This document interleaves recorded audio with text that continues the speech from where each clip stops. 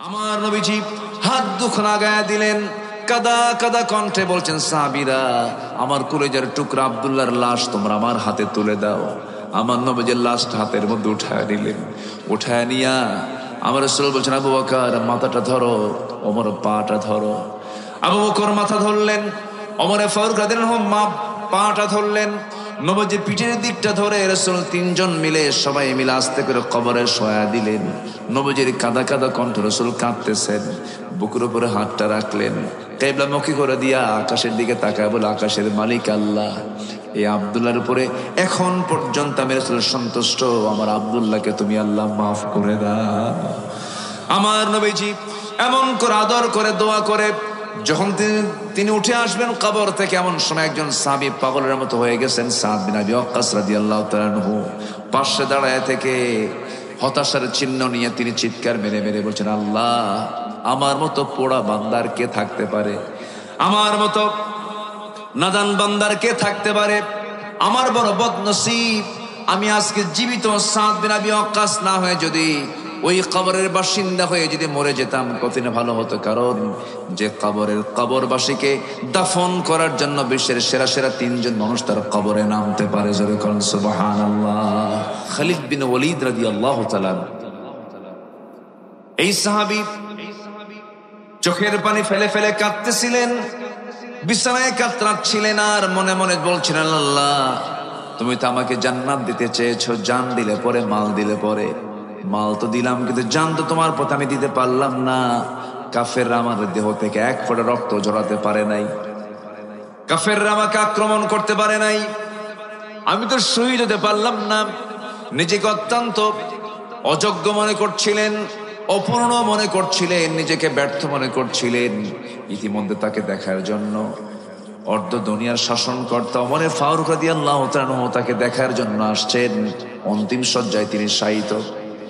তার চোখের পানি দেখে সাইয়েদনা ওমর ফারুক বলছেন, আমার প্রিয় ভাই খালিদ, তোমার চোখে পানি কেন? কি হয়েছে তোমার? তিনি বলছেন, আমিরুল মুমিনিন, আমার পোড়া কপাল, শহীদ হতে পারলাম না। আল্লাহর পথে আমি জিহাদ করে শহীদ হতে চাওয়ার জন্য 250 বেশি যুদ্ধ করলাম, শহীদ হতে পারলাম না। আজকে কুকুর সিগালের মতো বিছানায় কাতরাচ্ছি, আমি মারা যাচ্ছে স্বাভাবিক মৃত্যু, আমি শহীদ হতে পারলাম না। আফসোস করছে, নিজেকে ধিক্কার দিচ্ছিলেন। ওমর ফারুক বলছেন, ভাই খালিদ বিন ওয়ালিদ, তুমি আমার প্রতি রাগ করেছো নাকি? না, রাগ করবো কেন? খালিদ বিন ওয়ালিদ যে যুদ্ধে যান সেই যুদ্ধে বিজয় হয়ে যায়। মুসলমানদের মধ্যে একটা বিশ্বাস সৃষ্টি হয়ে গেছে, খালিদ যেখানে বিজয় সেখানে এই জাতীয় শিরকের চিন্তা যখন মাথায় চলে আসলো, কারণ আল্লাহ আছেন যেখানে বিজয় সেখানে, এটাই বিশ্বাস করা উচিত ছিল। কিন্তু মুসলমানদের মধ্যে একটা বিশ্বাস সৃষ্টি হয়েছে, খালিদ যে যুদ্ধে যাবে সেই যুদ্ধে মুসলমানদের বিজয় হবে। সেনাপতির পদ তার থেকে ছিনায় নিয়া সাধারণ সৈনিক বানায় দিয়েছিলেন। মৃত্যুর সময় তাকে দেখতে গিয়ে ওমর ফারুক কাঁদতে কাঁদতে অস্থির হয়ে বলছে, ভাই খালিদ, আল্লাহর কসম করে বলি তোমার প্রতি হিংসা নিয়া জেলা সেনে আমি তোমাকে পদোন্নতি থেকে তোমাকে আমি সাধারণ পোস্টে দেই নাই। পদোন্নতি না দিয়ে আমি তোমাকে সাধারণ সৈনিক বানিয়ে দিয়েছি, হিংসার কারণে নয়, শিরকের যেন চিন্তা চেতনা বান্দার ভিতরে থেকে মুছে যায়, এই জন্য তোমাকে সৈনিক বানিয়ে দিয়েছিলাম। আজকে তোমার কাছে মাফ চাইতে এসে দেখি তুমি চোখের পানি ফেলে ফেলে কান্দো। তুমি কি আমার প্রতি রাগ করেছো নাকি? না। কি হয়েছে বলো? আজকে আমি বিছানায় কাতরাচ্ছি, শহীদ হতে পারছি না, এই জন্য কাঁদতেছি। ওমর ফারুক বললেন, আমার প্রিয় ভাই খালিদ বিন ওয়ালিদ, চিন্তা করো কেন? তুমি কি সে হাদিসটা ভুলে গেছো নাকি? রাসূল বলেছেন, যদি কারোর ভিতরে শহীদের তামান্না থাকে, জিহাদের তামান্না থাকে, তার মৃত্যু যদি বিছানাও হয়ে থাকে, ওয়াইম্মা তাআলা ফিরাশিহি, আল্লাহ রাব্বুল আলামিন তাকে শহীদের দরজা বিছানায় মূল্য দিয়ে দেন। জোরে কোন সুবহানাল্লাহ, আল্লাহু আকবার বলেন। তাহলে জান দেওয়া কি এত সহজ? জান দিতে চাইলেই কি জান দেওয়া যাবে? আরেকজন সাহাবীর কথা মনে হয়ে গেল, অনেক কষ্ট করে ঈমান এনেছিলেন তিনি, দুনিয়াকে বিক্রি করেছিলেন। ওমাইয়াশরি নাফসাহু বিতিগা মারদাতিল্লাহ, আল্লাহর সন্তুষ্টির জন্য তিনি দুনিয়াকে বিক্রি করেছিলেন, আখিরাতকে কিনে নিয়েছিলেন। আর এই দুনিয়াতে এমন লোক আছে যারা আখিরাত বিক্রি করে দুনিয়া নেয়। আছে না? আছে না? আমরা বেচে দেব কি, দুনিয়া না আখিরাত? দুনিয়া বেচবো, আখিরাত বিক্রি করা যাবে না। এমন একজন সাহাবীর কথা মনে পড়লো আমার, কালেমা পড়েছেন, বাড়িটা হলো তার মক্কা এবং মদিনার ঠিক মাঝখান বরাবর তার বাড়ি। দিন গ্রহণ করলেন, আপন চাচা তাকে দেখে ফেলে বলল, কলিজার টুকরা ভাতিজা, শুনলাম নাকি তুমি নাকি কালেমা পড়েছ। সন্তান সঙ্গে সঙ্গে ভাতিজা বলে, চাচা শুনবেন কেন, এ তো মহা সত্যের কথা, এটাকে আড়াল করার কোনো সুযোগ নাই, আমি দিন গ্রহণ করেছি, কালিমা পড়ে নিয়েছি। এবার চাচা বলতেছে, ভাতিজা তুমি কি জানো এই দিন গ্রহণ করার ফলাফল কি হতে পারে? কি হতে পারে চাচা? সমস্ত সম্পদগুলো আমি তোমার কাছ থেকে জোর জুলুম করে নিয়ে নেব, জোর করে নিয়ে নেব। এবার তিনি বলছেন, চাচা জোর করে নেবার দরকার নাই, আমি আপনাকে আপোষে দিয়ে দিলাম, সম্পদ দিয়ে দিলাম, কিন্তু আমি ঈমান দিতে পারবো না। জোরে কান সুবহানাল্লাহ। চাচার মেজাজ আরো খারাপ হয়ে গেল। সব সম্পদ জোর করে নেওয়ার পরে এবার করলো কি, জামার কলারটা ধরে টান মারলো, জামাটা ছিঁড়ে গেল, জামাটাও খুলে নিল, পরনের লুঙ্গির গিটায় হাত দিয়ে লুঙ্গিটাও খুলে নিয়ে উলঙ্গ করে ঘর থেকে বের করে ঘাট ধাক্কা দিয়ে বের করে দিয়েছে। উলঙ্গ দেহ নিয়া মার দরজার সামনে হাজির হয়ে বলছে, মা দরজা খোলো, কিন্তু আমার দিকে তাকায়ও না, দেখো তো ছোট্ট এক খণ্ড কোনো কাপড় আছে নাকি, আমার সতরটা আমি ঢাকতে চাই। ছোট্ট এক খণ্ড কাপড় দিল। এবার আব্দুল্লাহ, সেই সাহাবীর নাম হচ্ছে আব্দুল্লাহ, তিনি বলছেন, মা শোনো, আমার দিকে তাকায়ও না, এক খণ্ড কাপড় নিয়ে আমি আমার সতরটা ডাকলাম, তুমি আমার জন্য দোয়া করো। আমি পৃথিবীর কোনো দরবার আমার কাছে পছন্দ নয়, আমি এই মুহূর্তে রওনা দিলাম আমার নবীজির দরবারের দিকে। নবীর দরবারের দিকে রওনা করলেন। ফজর হয়ে গেল, প্রচন্ড শীতকাল, দরজায় গিয়ে নক করছেন, আমার নবীজি দরজা খুলেই দেখেন গোটা দেহটা নগ্ন, কোনো কাপড় নাই, শুধু নাভি থেকে হাঁটুর নিচ পর্যন্ত তার সতরটা ঢাকা আছে। আমার নবীজি এই দৃশ্য দেখে কোনো প্রশ্ন করলেন না, তার পরিচয় জানলেন না, বায়োডাটা জানতে চাইলেন না, সোজা তিনি ভিতরে চলে গেলেন। শীতের মধ্যে কষ্ট হচ্ছে, নিজের যতগুলো জামা ছিল তার মধ্যে পছন্দের দুটা জামা, দুটা জুব্বা আমার নবীজি হাতের মধ্যে করে নিয়ে এসে বললেন, ও বস্ত্রহীন, এই যে দুটা জুব্বা, আমার পরনের জুব্বা আমি তোমাকে হাদিয়া স্বরূপ দিয়ে দিলাম। কার গায়ের জুব্বা? কি লাভ না লস? ওই যে সম্পদ চলে গেছে, এখন লাভ কোনটা বলেন? বলেন, সম্পদ না নবীজির জুব্বা? জুব্বা। লস হয়ে গেছে একদিকে, ঈমান এনেছেন, নবীর পরনের জুব্বা, নবীর গায়ের জুব্বা তার হাতে দিলেন। এরপরে বলছেন, মান আনতা, তুমি কে? আমি অমুক ব্যক্তি, আমার অমুক এলাকায় বসবাস। এমনটা হলো কেন? বিস্তারিত খুলে বললেন। আমার নবীজি বলছেন, ও আব্দুল্লাহ জুল বাজাদাইন, কোনো টেনশন করো না, কোনো চিন্তা করো না, তোমার ব্যাপারে কোনো টেনশন তুমি করতে যেও না, তুমি আমার পছন্দের একজন সাহাবী, কোনো টেনশন নাই তোমার, তোমার দায়িত্ব আমি নিচ্ছি, চলে যাও, আসহাবে সুফফার সদস্য হয়ে যাও। হাতে কোরআন দিয়ে দিলেন, কোরআনের সবক তাকে দিয়ে দেওয়া হলো, তিনি চলে গেলেন সাহাবীদের মাঝে। সব সাহাবীরা আস্তে আস্তে কোরআন তেলাওয়াত করে, কিন্তু আব্দুল্লাহ চিৎকার মেরে মেরে কোরআন তেলাওয়াত করে। বিরক্ত হয়ে সাহাবীরা এসে বলছেন, হুজুর, নতুন একজন সাহাবী যোগ দিয়েছে, কিন্তু চিৎকার মেরে মেরে তেলাওয়াত করে আমাদের ডিস্টার্ব হয়। কে? আব্দুল্লাহ। রাসূলকে দেখে বলছেন, সাহাবীরা দয়া করে তোমরা আমার আব্দুল্লাহর বিরুদ্ধে অভিযোগ দিও না। আমার আব্দুল্লাহ দুনিয়াকে লস স্বীকার করে নিয়ে আখিরাতকে লাভ স্বীকার করে নিয়েছে, আখিরাতকে সে গ্রহণ করে নিয়েছে। ঈমানকে রক্ষা করতে গিয়ে দুনিয়া বিক্রি করে সে আখিরাতকে কিনে নিয়েছে। আমরা আব্দুল্লাহর কোরআন তেলাওয়াতে তোমরা বাধা দিও না, কারণ আব্দুল্লাহর কোরআন তেলাওয়াতটা, সে যে চিৎকার করে কোরআন তেলাওয়াত করে, এটা তার ঈমানের কারণে, আবেগের কারণে। আমার আব্দুল্লাহকে তোমরা তেলাওয়াতে বাধা দিও না। জোরে কান সুবহানাল্লাহ। লস না লাভ? বলেন, লস না লাভ? লাভ। আমার ভাইরা, আমার নবীজি এবার বললেন, আব্দুল্লাহ, আমার কাছে তোমার কোনো চাওয়া আছে নাকি, এক্সপেক্ট আছে নাকি, প্রত্যাশা আছে নাকি? সাহাবী এবার বলছেন, হুজুর, আপনি আমার জন্য আপনার পছন্দের কিছু দোয়া আপনি আমার জন্য করে দেন।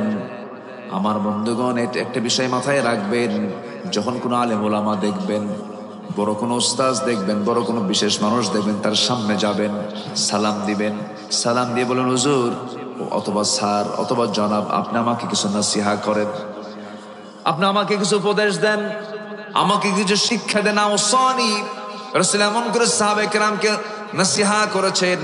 ওই সাহাবী বলছেন, হুজুর আপনি আমার জন্য একটু দোয়া করে দেন। আমার নবীজি তৎক্ষণাৎ হাতটা উঁচু করে দোয়া করে দিচ্ছেন, আল্লাহ আমার আব্দুল্লাহর দিন গ্রহণ করতে গিয়ে দুনিয়া সে বিক্রি করে ফেলে দিয়েছে। আমি তোমার কাছে ফরিয়াদ করি, আব্দুল্লাহর জান মাল তুমি কাফের বেঈমানদের জন্য তুমি আল্লাহ হারাম করে দাও। এই দোয়া যখন করেছেন, এক্সেপশন দোয়া, ব্যতিক্রম ধর্মী দোয়া যখন করেছেন, সাহাবীর মনটা খারাপ হয়ে গেল। সাহাবী বলছেন, ইয়া রাসূলুল্লাহি, আমি দোয়া তেমনটা চাই না, আমার তো চাওয়া ছিল যুদ্ধ যাব, কাফের আমাকে আক্রমণ করে আমাকে শহীদ করে দেবে, আমি দুনিয়া থেকে বিদায় হয়ে যাব, আল্লাহর সামনে গিয়ে রক্ত আমাকে দেহ নিয়ে হাজির হব। আপনি আমার জন্য উল্টা দোয়া করেছেন, আমি মনক্ষুণ্ণ নয়। যে রাসূল বলছেন, না রে আব্দুল্লাহ, চিন্তা করো কেন, তোমার মৃত্যু যদি বিছানা হয়ে থাকে আল্লাহ তোমাকে শহীদের দরজা দান করে দিবে। যুদ্ধের ডাক চলে এসেছে। আমার নবীজি বদরে, আমার নবীজি মদিনার মসজিদ থেকে বের হয়ে গেছেন কোন একটা যুদ্ধের ময়দানে। ওই সাহাবী আব্দুল্লাহ অংশগ্রহণ করেছেন। যুদ্ধ শেষের পরে আমার নবীজি মদিনার দিকে ফিরে আসতেছেন। হঠাৎ করে এক ঝাঁক সাহাবী এসে বলছেন, ইয়া রাসূলুল্লাহ, আপনার সেই প্রিয় সাহাবী আব্দুল্লাহ দারুণ অসুস্থ হয়ে পড়ে আছে। রাসূল বলছেন, শেষ চেষ্টা করে তার ব্যাপারে চিকিৎসায় হাত দাও, চিকিৎসা করো। শেষ চেষ্টা করা হলো। 3 দিন পর সংবাদ এলো, হুজুর আব্দুল্লাহর দুনিয়াতে বেঁচে নাই। আমার নবীজির চোখের পানি বন্ধ হলো, চোখের পানি বের হওয়া শুরু হয়ে গেল। রাসূল তার কান্না থামাতে পারছেন না। তার লাশটা তার সামনে নিয়ে আসা হলো, গোসল করানো হলো, জানাজার আয়োজন করা হলো। রাসূল বলছেন, আমার আব্দুল্লাহ জানাজা কেউ পড়াবে না, আমি রাসূল নিজে তার জানাজা পড়াইয়া দেব। জানাজা সম্পন্ন হয়ে গেল। জানাজা শেষ হওয়ার পরে রাসূল কাঁদা কাঁদা কণ্ঠে বলছেন, সাহাবীরা, আমার আব্দুল্লাহর জন্য তোমরা কোথায় কবর খনন করেছো? হুজুর, ওই যদি পাহাড়ের চিপায় আমরা কবর খনন করেছি। রাসূল বলছেন, কবর খনন যদি শেষ হয়ে থাকে, তোমরা কেউ আব্দুল্লাহকে কবরে দাফন করবে না, কাউকে আমি নামতে দেব না। আমি নিজে আব্দুল্লাহর কবরে নেমে আমি আমার আব্দুল্লাহর লাশ কবরে শোয়া দেব। আমার নবীজি এমন দোয়া যখন করলেন, এমন প্রত্যাশা যখন করলেন, সাহাবায়ে কেরাম রাসূলকে সহযোগিতা করলেন। রাসূল চলে গেলেন, কবরের কাছে গেলেন, কবরের মাটিতে নামবেন, ডানে তাকালেন, বামে তাকালেন, কবরের মাটিতে তিনি একাকী নামলেন, বিসমিল্লাহ বলে নামলেন। আস্তে করে বলছেন, আমার আবু বকর কোথায়? হুজুর এই জায়গায় আমি, আমার ডানে নামো। আমার ওমর কোথায়? হুজুর লাব্বাইক ইয়া রাসূলুল্লাহ। ওমর তুমি আমার বামে নামো। ওই কবরে নেমেছেন আমার নবীজি, ওই কবরে নেমেছেন নবীর পরে যার জায়গা, যার আসন, তিনি হচ্ছেন আবু বকর সিদ্দিক রাদিয়াল্লাহু তাআলা, তারপর ওমর ফারুক রাদিয়াল্লাহু তাআলা, বিশ্বের সেরা সেরা 3 জন সেরা মানুষ ওই সাহাবীর কবরে নেমেছেন। আমার নবীজি হাত দুখানা গায়ে দিলেন, কাদা কাদা কণ্ঠে বলছেন, সাহাবীরা, আমার কলিজার টুকরা আব্দুল্লাহর লাশ তোমরা আমার হাতে তুলে দাও। আমার নবীজির লাশটা হাতের মধ্যে উঠায় নিলেন। উঠায় নিয়া আমার রাসূল বলছেন, আবু বকর মাথাটা ধরো, ওমর পাটা ধরো। আবু বকর মাথা ধরলেন, ওমর ফারুক রাদিয়াল্লাহু আনহু পাটা ধরলেন, নবীজির পিঠের দিকটা ধরে রাসূল 3 জন মিলে সবাই মিলে আস্তে করে কবরে শোয়া দিলেন। নবীজির কাদা কাদা কণ্ঠ, রাসূল কাঁদতেছেন, বুকের উপরে হাতটা রাখলেন, কিবলামুখী করে দিয়া আকাশের দিকে তাকায় বলে, আকাশের মালিক আল্লাহ, এই আব্দুল্লাহর উপরে এখন পর্যন্ত আমি রাসূল সন্তুষ্ট, আমার আব্দুল্লাহকে তুমি আল্লাহ মাফ করে দাও। আমার নবীজি এমন করে আদর করে দোয়া করে যখন তিনি উঠে আসবেন কবর থেকে, এমন সময় একজন সাহাবী পাগলের মতো হয়ে গেছেন, সাদ বিন আবি ওয়াক্কাস রাদিয়াল্লাহু তাআলা আনহু, পাশে দাঁড়ায় থেকে হতাশার চিহ্ন নিয়ে তিনি চিৎকার মেরে মেরে বলছেন, আল্লাহ, আমার মতো পোড়া বান্দার কে থাকতে পারে? আমার মতো নাদান বান্দার কে থাকতে পারে? আমার বড় বদনসিব, আমি আজকে জীবিত সাদ বিন আবি ওয়াক্কাস না হয়ে যদি ওই কবরের বাসিন্দা হয়ে যদি মরে যেতাম কত না ভালো হতো। কারণ যে কবরবাসীকে দাফন করার জন্য বিশ্বের সেরা সেরা 3 জন মানুষ তার কবরে নামতে পারে। জোরে করুন সুবহানাল্লাহ। লস না লাভ? আজ থেকে লস না লাভ? লাভের পথ খুঁজতে হবে। লসের পথ খুঁজলে পরে দুনিয়াও চলে যাবে, আখিরাতও চলে যাবে। লাভের পথ পেতে হলে 1 নম্বর কাজ হলো আল্লাহর শেখানো পন্থা, শয়তানের পথকে ছাড়তে হবে। শয়তান কলি না বানায়, আল্লাহ কলি বানাতে হবে। 1 নম্বর লাভ হলো আল্লাহকে বাদ দেওয়া যাবে না, আল্লাহকে ধরতে হবে, শয়তানকে ছাড়তে হবে। কিন্তু শয়তানকে যদি ছাড়ি আমার আপনার জন্য অবশ্যই লাভ হবে, আর শয়তানকে যদি ধরি আমার আপনার জন্য মহা লস হয়ে যাবে। কোরবানির গরু জব করলে লাভ না লস? বলেন লাভ না লস? লাভ কি? গোশত খাওয়া। কন একটা কিছু কর। গরু কিনে আনে আর কয়, ভাই খুব লাভ হয়েছে, খুব ভালো করছো। কেন? না, মোটামুটি কেজির দরে 500 টাকা কেজি হয়েছে। 800 টাকার নিচে গরু পাওয়া যায় না? তুমি তো গরু কিনে জিতছ মোটামুটি। কি কথা কি বুঝতেছেন? মানুষ কিন্তু লাভ লস খোঁজে, কিন্তু এখানে কি লাভ লস খোঁজা যাবে এরকম কইরা? আগের কোরবানি যেটা প্রথম দেওয়া হয়েছিল, হাবিল কাবিলের যে ইতিহাস, যে কোরবানি দেওয়া হলো, সেই কোরবানি কি খাওয়ার কোরবানি? বলেন, ওখানে কি খাওয়ার পর্ব ছিল? যার কোরবানি কবুল হয়েছে, আসমান থেকে আল্লাহ পাক আগুন পাঠিয়ে দিয়েছেন, বর্ষ হয়ে গেছে, এটা কবুল হয়ে গেছে। তাহলে ইব্রাহিমের কোরবানি, তিনি প্রথম কোরবানি দিয়েছেন কোন পশু না মানুষকে? বলেন বলেন বলেন, সে মানুষটা কে? বলেন, জাবিহুল্লাহ কে? জাবিহুল্লাহ যাকে বলা হয়, তিনি হচ্ছেন তার কলিজার টুকরা, প্রাণাধিক কলিজার টুকরা সন্তান, 80 বছর বয়সে সন্তান। মানে আমার এলাকায় এটাকে বলে নমলা বাতের কমলা সোল। এটা আমার এই উত্তরাঞ্চলের গেটওয়ে বগুড়া জেলার লোকাল একটা ভাষা হচ্ছে নমলা বাতের কমলা সোল। মানে হচ্ছে বেশি বয়সে, মানে এটা সন্তান যার হয় তাদেরকে এই কথাটা প্রবাদ বাক্যে ওই এলাকায় লোকাল ভাষায় বলে। 80 বছর পার হয়ে গেছে, 80 বছরে কি দাঁত টাত কি থাকে, চামড়া কি থাকে? সেই বুড়ো বয়সে আল্লাহ পাক সন্তান দিলেন। সেই সন্তানটাও 6 বছর হতে না হতে আদর করে একটু লালন পালন করে বড় করছেন। সঙ্গে সঙ্গে আল্লাহর অর্ডার হয়ে গেল, এটা আমার জন্য দিতে হবে। কি দিতে হবে? জোরে কন। আমরা কি কুরবানি দিই? সন্তান? সন্তান না পশু? আর ইব্রাহিম দিয়েছেন কি? সন্তান দিয়েছেন। আল্লাহ রাব্বুল আলামিন অনেক পরীক্ষা করেছেন তার জীবনে, কিন্তু প্রত্যেকটা পরীক্ষায় তিনি সেকেন্ড ক্লাস পান নাই, সেকেন্ড গ্রেড পান নাই। ওয়া ইয বাতালা ইব্রাহিম রাব্বুহু বিকালিমাতিন ফাতাম্মাহুন। হে রাসূল, আপনি মনক্ষুণ্ণ হবেন না। সেই সময়ের কথা স্মরণ করুন যে সময় আমি ইব্রাহিমকে অনেকগুলো পরীক্ষা করেছি। প্রত্যেকটা পরীক্ষা আমার ইব্রাহিম, আমার খলিল, প্রত্যেকটা পরীক্ষায় তিনি ফার্স্ট ক্লাস ফার্স্ট হয়েছে। জোরে বলি সুবহানাল্লাহ। প্রত্যেকটা পরীক্ষায় তিনি পাশ করেছেন।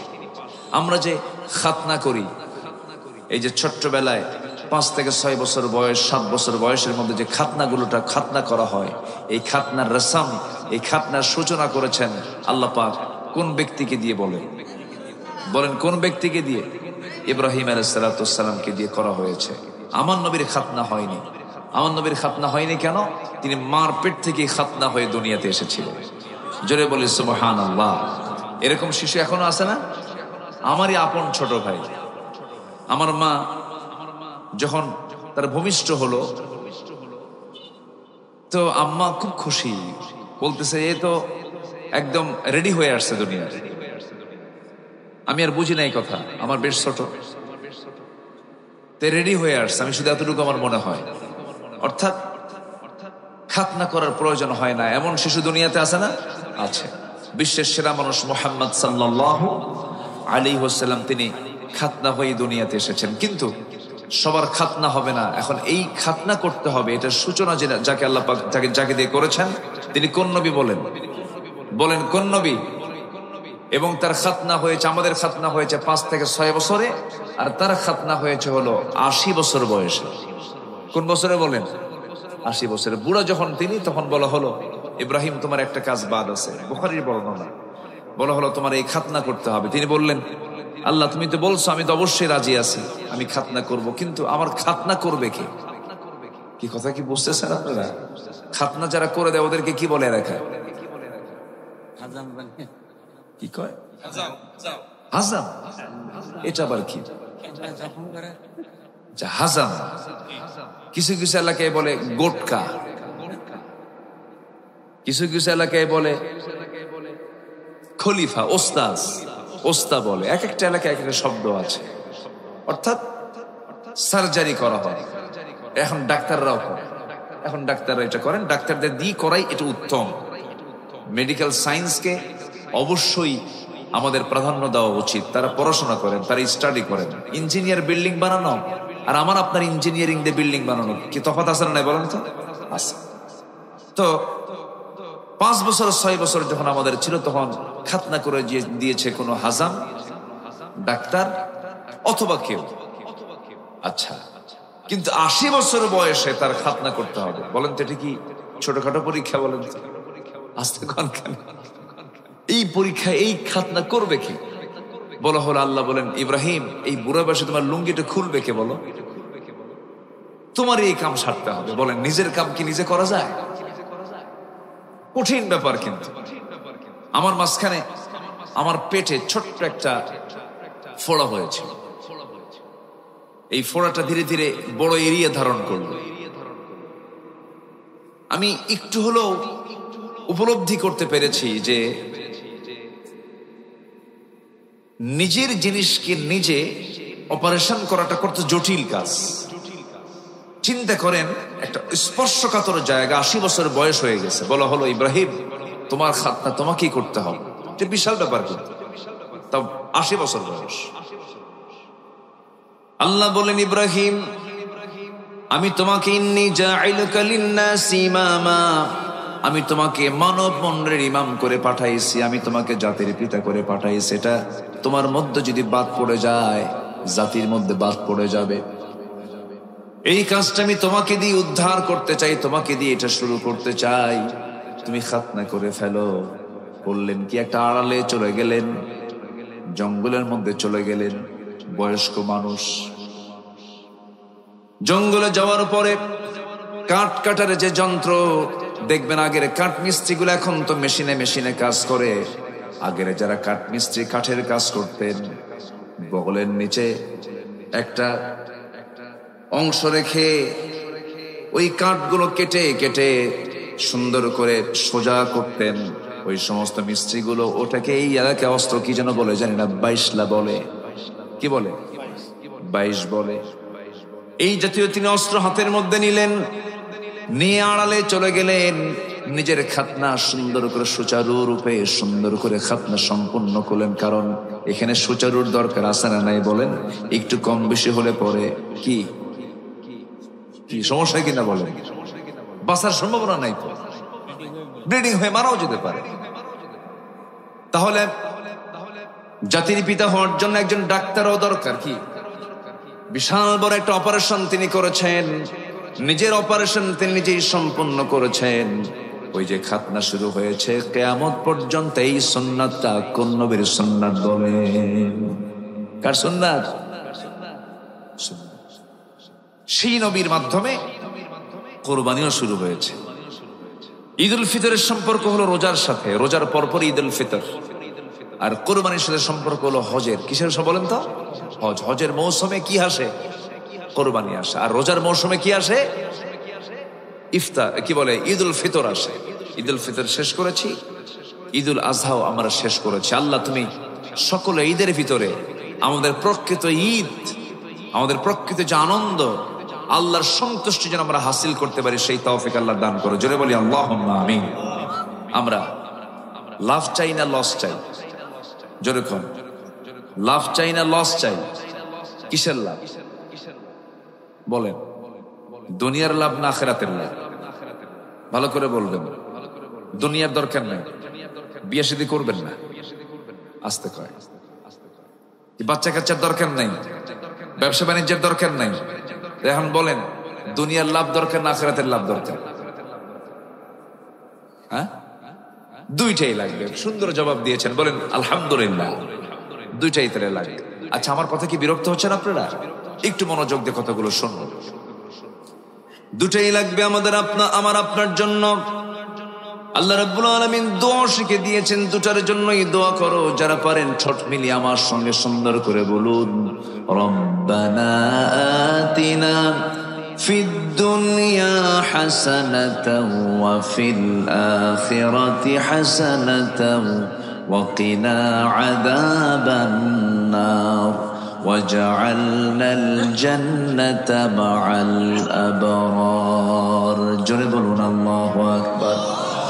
আয় আল্লাহ তাআলা, তুমি আমাকে আগে দুনিয়ার হাসানা দান করো, আখিরাতের হাসানা দান করো।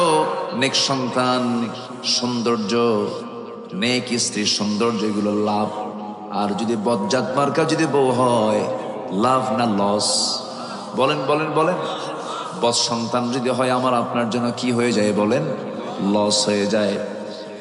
নেক সন্তান যেন হয়, নেক স্ত্রী যেন হয়, সেজন্য আল্লাহ রাব্বুল আলামিন সেই দোয়া শিখিয়ে দিয়েছেন। যারা পারেন ঠোঁট মিলিয়ে বলুন, রব্বানা হাব লানা মিন আজওয়াজিনা ওয়া যুররিয়াতিনা কুররাতা আ'য়ুনিন ওয়াজআলনা লিল মুত্তাকিনা ইমামা। জোরে বলুন আল্লাহু আকবার।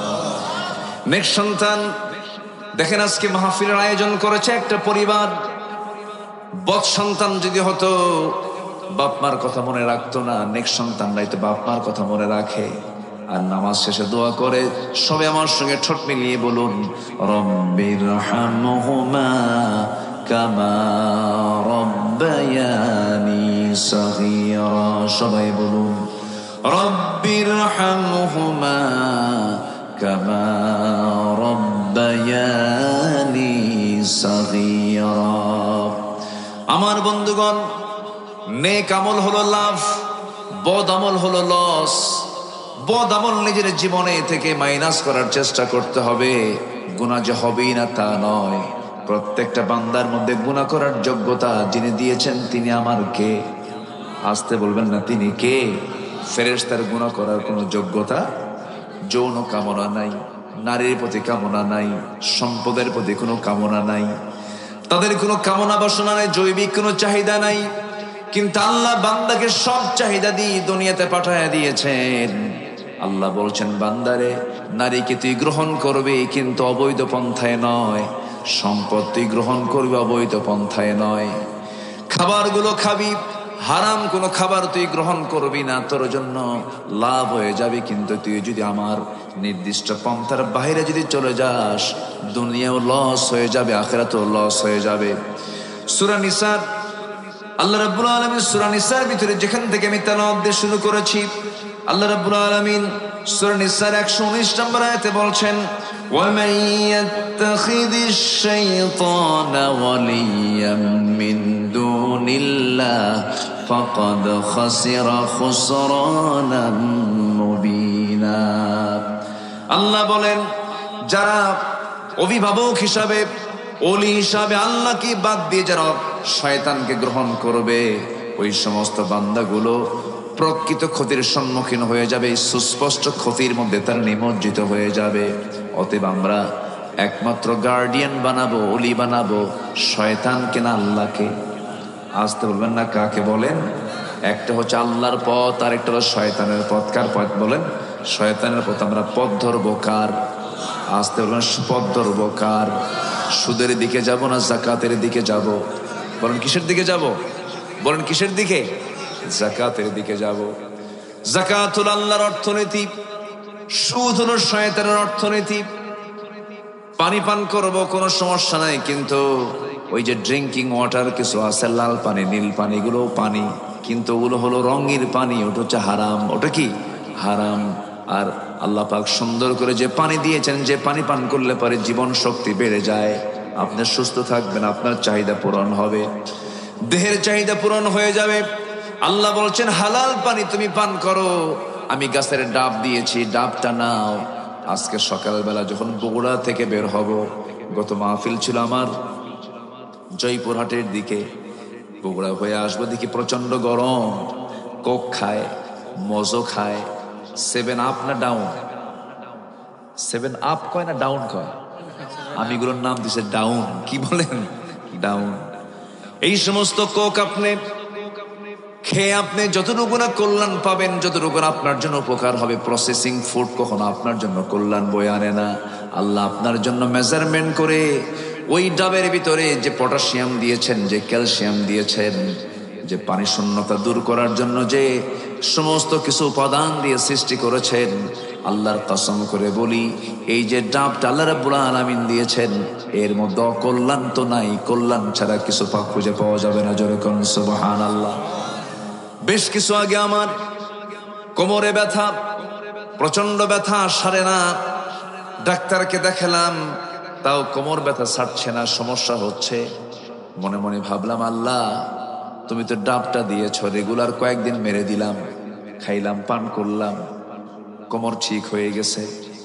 এই যে আল্লাহ রাব্বুল আলামিন যত রোগ দিয়েছেন সমস্ত রোগের ঔষধ দিয়েছেন। ঔষধ ছাড়া পৃথিবীতে কোনো রোগ আল্লাহ পাক পাঠান নাই।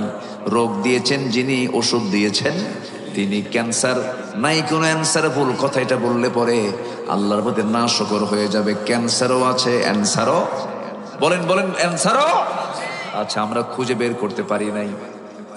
যদি খুঁজে বের করতাম অবশ্যই আমরা ওষুধ অবশ্যই বের করতে পারতাম, কিন্তু আস্থা তো নাই আমাদের আল্লাহর উপরে, বিশ্বাস তো নেই আমাদের আল্লাহর উপরে। আমার নিজের চোখে দেখা রংপুর একজন ক্যান্সার আক্রান্ত রোগী, আজ থেকে 19 বছর আগের কথা, কাউনিয়া উপজেলায় একটা মাহফিলে গিয়েছিলাম। সে এত পরিমাণ পান খায়, পান খেয়ে দাঁতগুলো তরমুজের বিচির মতো লাল বানায় ফেলছে। আমার সামনে এসে বসলো, বলল হুজুর আমার নাকি ক্যান্সার হয়েছে। ঢাকায় গেছিলাম, বলল আপনার মেয়াদ, ডাক্তার বলে দিয়েছে আপনার মেয়াদ হলো মাত্র 3 মাস। কান দেওয়ার কথা বলে আল্লাহর মেহেরবানি। আমি তাকে বললাম নিয়মিত আপনি সূরা ফাতিহা পড়বেন, সূরা ইখলাস পড়বেন, ফালাক পড়বেন, নাস পড়বেন, আয়াতুল কুরসি গুলো পড়বেন। আল্লাহর সবগুলো নামগুলো লিল্লাহিল আসমাউল হুসনা ফাদউ বিহা, সবগুলো নামগুলো একটা একটা করে উচ্চারণ করে নিজে রুকিয়া করবেন, নিজে ফু দিবেন, পানিতে ফু দিয়ে পানি পান করবেন। আল্লাহর রহমতে আপনি সুস্থ হয়ে যাবেন। বলল হুজুর আপনি 1 গ্লাস পানি আমাকে পড়ায় দেন। ভাঙ্গাচোরা কিছু পড়ায় দিলাম। আজ পর্যন্ত ওই লোকটা এখনো বেঁচে আছে। ক্যান্সারের অ্যান্সার আছে না নাই? আছে।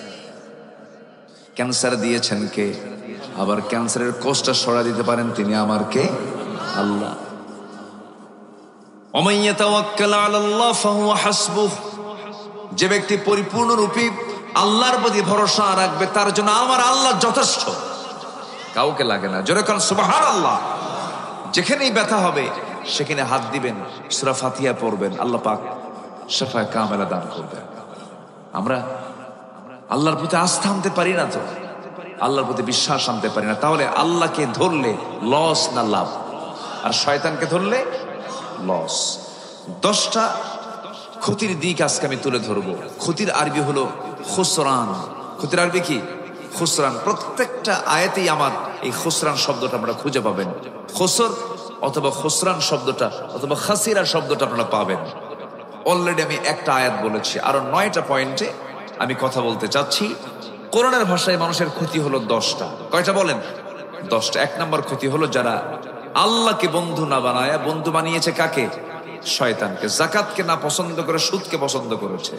নিজের যোগ্যতার পরিচয় না দিয়ে ঘুষ নিয়ে চাকরি নেওয়াকে পছন্দ করেছে। নিজের সততাকে বিক্রি করে ঘুষের টাকা খায়া বিচারের রায় অন্যদিকে দিয়ে দিয়েছে। এরকম মেম্বার আছে না নাই? আপনি আবার রাগ করেন না, উনিও কিন্তু মেম্বার। জি, এই আমি কি আলোচনা শেষ করে দেব? আপনি যাচ্ছেন কেন? হ্যাঁ, পায়ে ঝিনঝি লাগছে? এটা কি ঝিনঝি বলে? আচ্ছা, মানে সেন্সলেস হয়ে আছে পা। বসেন, আমরা খুব বেশি সময় নেব তা না, আমি অল্প সময়ের মধ্যে ছেড়ে দেব। এই 10টা পয়েন্ট শেষ হবে, আমার আলোচনা শেষ হবে। জোরে বলি ইনশাআল্লাহ। আমরা লস চাই না লাভ চাই? লাভ চাই। আল্লাহ পাক বলছেন বান্দা সফলতা যদি পেতে চাও তোমার জান এবং মাল আমাকে দাও, আমি তোমাকে লাভ দিয়ে দেব, জান্নাত দিয়ে দেব। জোরে কোন সুবহানাল্লাহ। তাহলে আমরা কি জান মাল চাই না আমরা আল্লাহকে চাই? জান মাল দিতে হবে কার পথে? আসতে বলবেন না, কার পথে? আল্লাহর পথে জান দিতে হবে। জান না দেওয়ার মানসিকতা না থাকলে আপনি আল্লাহকে পাবেন না। আবার জান দিতে চাইলে যে আপনি জান দিতে পারবেন তাও না। আশ্চর্য হবেন। একটু মনোযোগ দিয়ে জানেন কথাগুলো, এরপরও বলছি।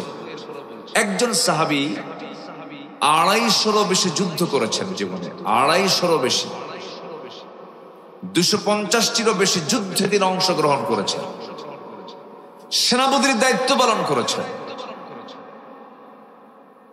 এতগুলো যুদ্ধ তিনি পরিচালনা করেছেন এবং প্রত্যেকটা যুদ্ধে তিনি বিজয়ী হয়েছেন। এতগুলো যুদ্ধ তিনি করার পরেও তার মৃত্যু হয়েছে বিছানায়। কোথায় মৃত্যু হয়েছে বলেন?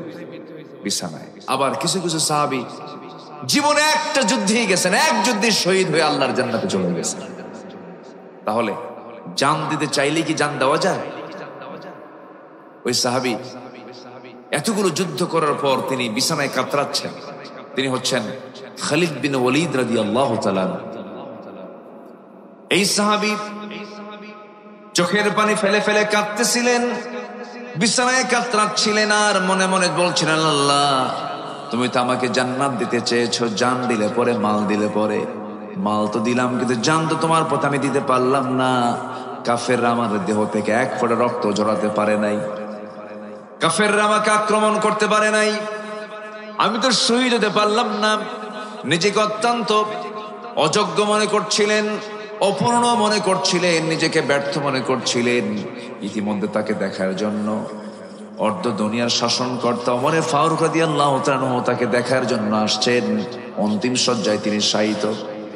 তার চোখের পানি দেখে সাইয়েদনা ওমর ফারুক বলছেন, আমার প্রিয় ভাই খালিদ, তোমার চোখে পানি কেন? কি হয়েছে তোমার? তিনি বলছেন, আমিরুল মুমিনিন, আমার পোড়া কপাল, শহীদ হতে পারলাম না।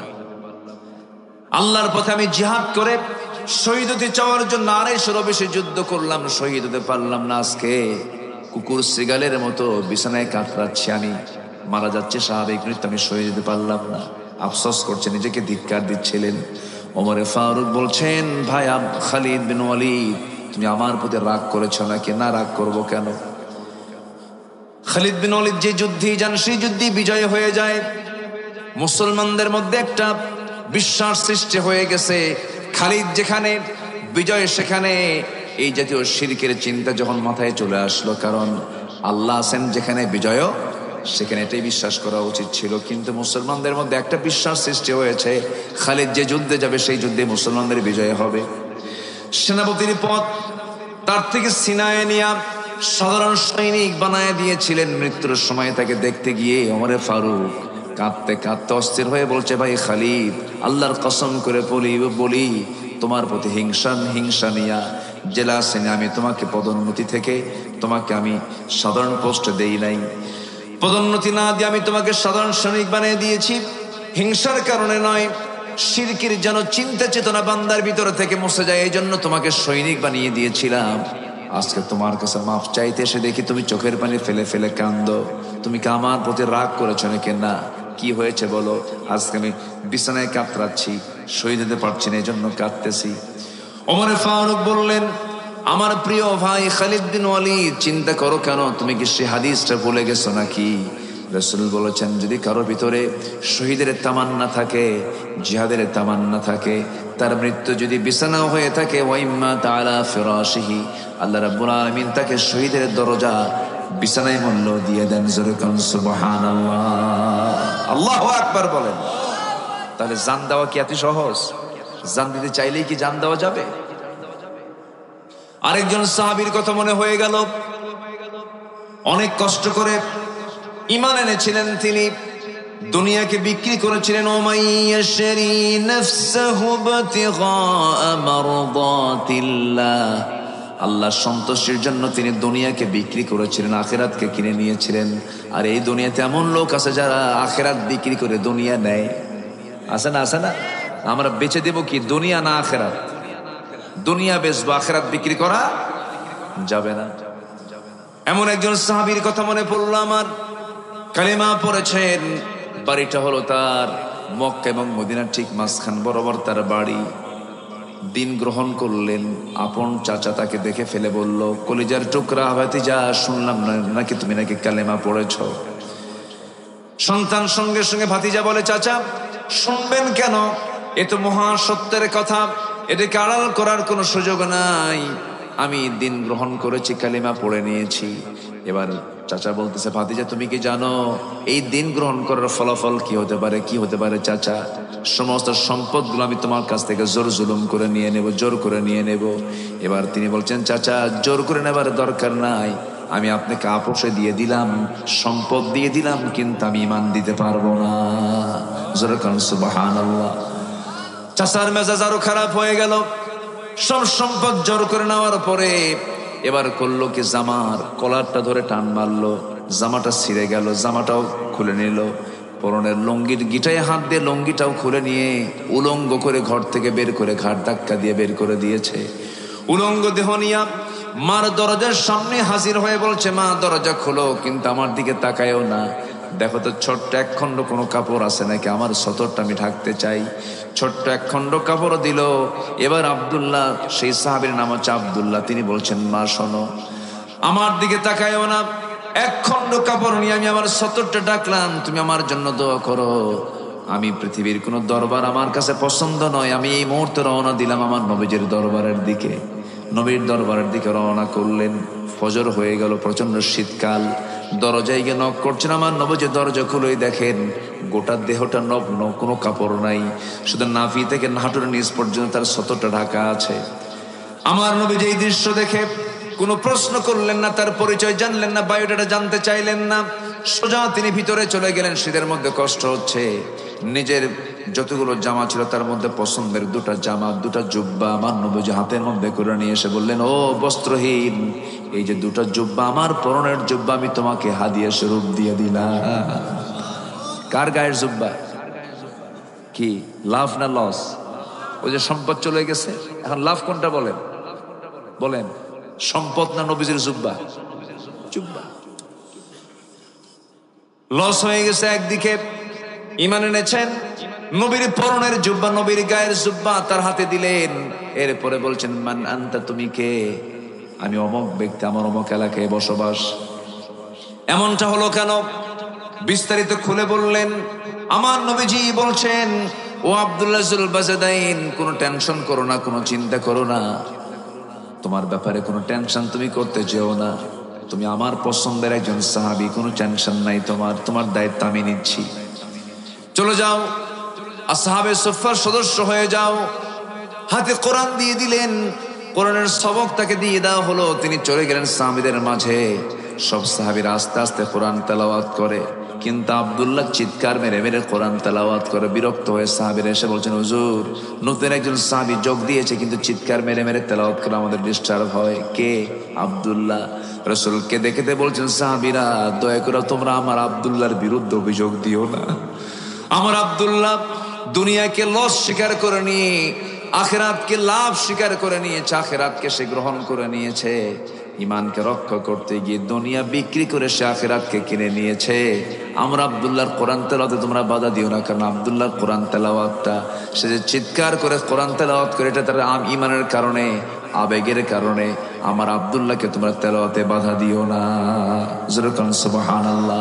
লস না লাভ? বলেন, লস না লাভ? লাভ। আমার ভাইরা, আমার নবীজি এবার বললেন, আব্দুল্লাহ, আমার কাছে তোমার কোনো চাওয়া আছে নাকি, এক্সপেক্ট আছে নাকি, প্রত্যাশা আছে নাকি? সাহাবী এবার বলছেন, হুজুর, আপনি আমার জন্য আপনার পছন্দের কিছু দোয়া আপনি আমার জন্য করে দেন। আমার বন্ধুগণ, একটা বিষয় মাথায় রাখবেন, যখন কোনো আলেম ওলামা দেখবেন, বড় কোনো উস্তাদ দেখবেন, বড় কোনো বিশেষ মানুষ দেখবেন, তার সামনে যাবেন, সালাম দিবেন, সালাম দিয়ে বলেন, হুজুর অথবা স্যার অথবা জনাব, আপনি আমাকে কিছু নসিহা করেন, আপনি আমাকে কিছু উপদেশ দেন, আমাকে কিছু শিক্ষা দেন। আওসানি, রাসূল এমন করে সাহাবায়ে কেরামকে নসিহা করেছেন। ওই সাহাবী বলছেন, হুজুর আপনি আমার জন্য একটু দোয়া করে দেন। আমার নবীজি তৎক্ষণাৎ হাতটা উঁচু করে দোয়া করে দিচ্ছেন, আল্লাহ, আমার আব্দুল্লাহর দিন গ্রহণ করতে গিয়ে দুনিয়া সে বিক্রি করে ফেলে দিয়েছে। আমি তোমার কাছে ফরিয়াদ করি, আব্দুল্লাহর জান মাল তুমি কাফের বেঈমানদের জন্য তুমি আল্লাহ হারাম করে দাও। এই দোয়া যখন করেছেন, এক্সেপশন দোয়া, ব্যতিক্রম ধর্মী দোয়া যখন করেছেন, সাহাবীর মনটা খারাপ হয়ে গেল। সাহাবী বলছেন, ইয়া রাসূলুল্লাহ, আমি দোয়া তেমনটা চাই না, আমার তো চাওয়া ছিল যুদ্ধ যাব, কাফের আমাকে আক্রমণ করে আমাকে শহীদ করে দেবে, আমি দুনিয়া থেকে বিদায় হয়ে যাব, আল্লাহর সামনে গিয়ে রক্ত আমাকে দেহ নিয়ে হাজির হব। আপনি আমার জন্য উল্টা দোয়া করেছেন, আমি মনক্ষুণ্ণ হয়েছে। রাসূল বলছেন, না রে আব্দুল্লাহ, চিন্তা করো কেন, তোমার মৃত্যু যদি বিছানা হয়ে থাকে, আল্লাহ তোমাকে শহীদের দরজা দান করে দিবে। যুদ্ধের ডাক চলে এসেছে। আমার নবীজি বদরে, আমার নবীজি মদিনার মসজিদ থেকে বের হয়ে গেছেন কোন একটা যুদ্ধের ময়দানে। ওই সাহাবী আব্দুল্লাহ অংশগ্রহণ করেছেন। যুদ্ধ শেষের পরে আমার নবীজি মদিনার দিকে ফিরে আসতেছেন। হঠাৎ করে এক ঝাঁক সাহাবী এসে বলছেন, ইয়া রাসূলুল্লাহ, আপনার সেই প্রিয় সাহাবী আব্দুল্লাহ দারুণ অসুস্থ হয়ে পড়ে আছে। রাসূল বলছেন, শেষ চেষ্টা করে তার ব্যাপারে চিকিৎসায় হাত দাও, চিকিৎসা করো। শেষ চেষ্টা করা হলো। 3 দিন পর সংবাদ এলো, হুজুর আব্দুল্লাহর দুনিয়াতে বেঁচে নাই। আমার নবীজির চোখের পানি বন্ধ হলো, চোখের পানি বের হওয়া শুরু হয়ে গেল। রাসূল তার কান্না থামাতে পারছেন না, তার লাশটা তার সামনে নিয়ে আসা হলো, গোসল করানো হলো, জানাজার আয়োজন করা হলো। রাসূল বলছেন, আমার আব্দুল্লাহ জানাজা কেউ পড়াবে না, আমি রাসূল নিজে তার জানাজা পড়াইয়া দেব। জানাজা সম্পূর্ণ হয়ে গেল। জানাজা শেষ হওয়ার পরে রাসূল কাঁদা কাঁদা কণ্ঠে বলছেন, সাহাবীরা, আমার আব্দুল্লাহর জন্য তোমরা কোথায় কবর খনন করেছ?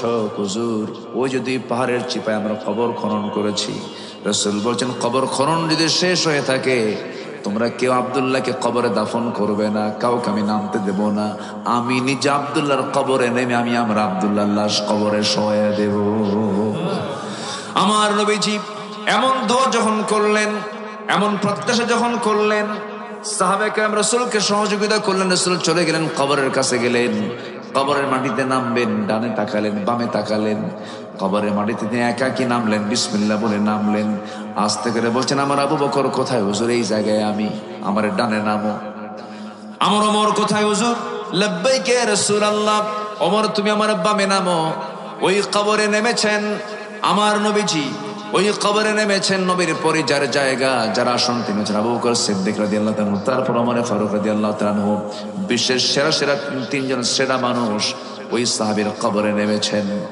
আমার নবীজি হাত দুখানা গায়ে দিলেন, কাদা কাদা কণ্ঠে বলছেন, সাহাবীরা, আমার কলিজার টুকরা আব্দুল্লাহর লাশ তোমরা আমার হাতে তুলে দাও। আমার নবীজির লাশটা হাতের মধ্যে উঠায় নিলেন। উঠায় নিয়া আমার রাসূল বলছেন, আবু বকর মাথাটা ধরো, ওমর পাটা ধরো।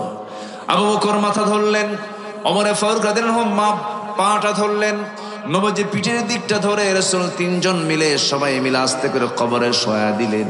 নবীজির কাদা কাদা কণ্ঠ, রাসূল কাঁদতেছেন, বুকের উপরে হাতটা রাখলেন, কিবলামুখী করে দিয়া আকাশের দিকে তাকায় বলে, আকাশের মালিক আল্লাহ, এই আব্দুল্লাহর উপরে এখন পর্যন্ত আমি রাসূল সন্তুষ্ট, আমার আব্দুল্লাহকে তুমি আল্লাহ মাফ করে দাও। আমার নবীজি এমন করে আদর করে দোয়া করে যখন তিনি উঠে আসবেন কবর থেকে, এমন সময় একজন সাহাবী পাগলের মতো হয়ে গেছেন, সাদ বিন আবি ওয়াক্কাস রাদিয়াল্লাহু তাআলা আনহু, পাশে দাঁড়ায় থেকে হতাশার চিহ্ন নিয়ে তিনি চিৎকার মেরে মেরে বলছেন, আল্লাহ, আমার মতো পোড়া বান্দার কে থাকতে পারে? আমার মতো নাদান বান্দার কে থাকতে পারে? আমার বড় বদনসিব, আমি আজকে জীবিত সাদ বিন আবি ওয়াক্কাস না হয়ে যদি ওই কবরের বাসিন্দা হয়ে যদি মরে যেতাম কত না ভালো হতো। কারণ যে কবরবাসীকে দাফন করার জন্য বিশ্বের সেরা সেরা তিনজন মানুষ তার কবরে নামতে পারে। জোরে করুন সুবহানাল্লাহ। লস না লাভ? আজ থেকে লস না লাভ? লাভের পথ খুঁজতে হবে। লসের পথ খুঁজলে পরে দুনিয়াও চলে যাবে, আখিরাতও চলে যাবে। লাভের পথ পেতে হলে এক নম্বর কাজ হলো আল্লাহর শেখানো পন্থা, শয়তানের পথকে ছাড়তে হবে। শয়তান কলি না বানায়, আল্লাহ কলি বানাতে হবে। এক নম্বর লাভ হলো আল্লাহকে বাদ দেওয়া যাবে না, আল্লাহকে ধরতে হবে, শয়তানকে ছাড়তে হবে। কিন্তু শয়তানকে যদি ছাড়ি আমার আপনার জন্য অবশ্যই লাভ হবে, আর শয়তানকে যদি ধরি আমার আপনার জন্য মহা লস হয়ে যাবে। নাম্বার 2 হলো ইসলাম ছাড়া অন্য কোন দিনকে যদি কোনো বান্দা গ্রহণ করে তার জন্য লস হয়ে যাবে। আল্লাহ রাব্বুল আলামিন সূরা আলে ইমরানের 85 নম্বর আয়াতে বলছেন, ওয়া মান ইয়াবতাগি গায়রাল ইসলামি দীনান ফালান ইউকবালা মিনহু ওয়া হুয়া ফিল আখিরাতি মিনাল খাসিরিন। যে বান্দা জীবন চলার পথ হিসাবে, রাজনীতি হিসাবে, রাষ্ট্রনীতি হিসাবে, ব্যক্তি জীবন চালনা হিসাবে, সমাজনীতি চালনা হিসাবে ইসলামকে বাদ দিয়ে অন্য কোন তন্ত্র মন্ত্রকে গ্রহণ করবে, মহান রব্বুল আলামিন বলেন কোনো কিছু গ্রহণ তো করাই হবে না। আখিরাতের সেই কঠিন লোভনীয় দিনে সেই বান্দা ওয়া ফিল আখিরাতি মিনাল খাসিরিন, সেই ক্ষতিগ্রস্তদের অন্তর্ভুক্ত হয়ে যাবে। প্রথম আয়াতে খুসরানাম মুবিনা বলা হলো, দ্বিতীয় আয়াতে বলা হলো মিনাল ফিল আখিরাতি মিনাল খাসিরিন, আখিরাতে ক্ষতিগ্রস্তদের অন্তর্ভুক্ত হয়ে যাবে। এই ক্ষতি মানে মহা ক্ষতি। লাভ তো হয় নাই, পুঁজি শুদ্ধ না, এটা হচ্ছে খসরান। নোকসান হলো লাভ করতে গিয়ে লাভটা হয় নাই, কিন্তু পুঁজিটা আছে, এটাকে নোকসান বলা হয়। আল্লাহ পাক এখানে নোকসান বলেছেন না খসরান বলেছেন? খসরান বলেছেন। অর্থাৎ যে ব্যক্তি ইসলামকে বাদ দেবে সে বান্দা দুনিয়াতেও তার ক্ষতি, আখিরাতে তার সব ক্ষতি। লাভ তো নাই, পুঁজি শুদ্ধ তার গায়েব হয়ে যাবে। আমার বন্ধুগণ, আমার দেশে অনেক নামাজি মুসলমান আছে, রোজাদার মুসলমান আছে, আবার রাজনৈতিক কাফের আছে। রাজনৈতিক কি? কাফের। রাজনীতি করতে গিয়ে সে কাফের, কিন্তু নামাজ পড়তে গিয়ে সে মুসলমান। নামাজ মুসলমান, রোজা মুসলমান, হজ মুসলমান, দান সদকা মুসলমান।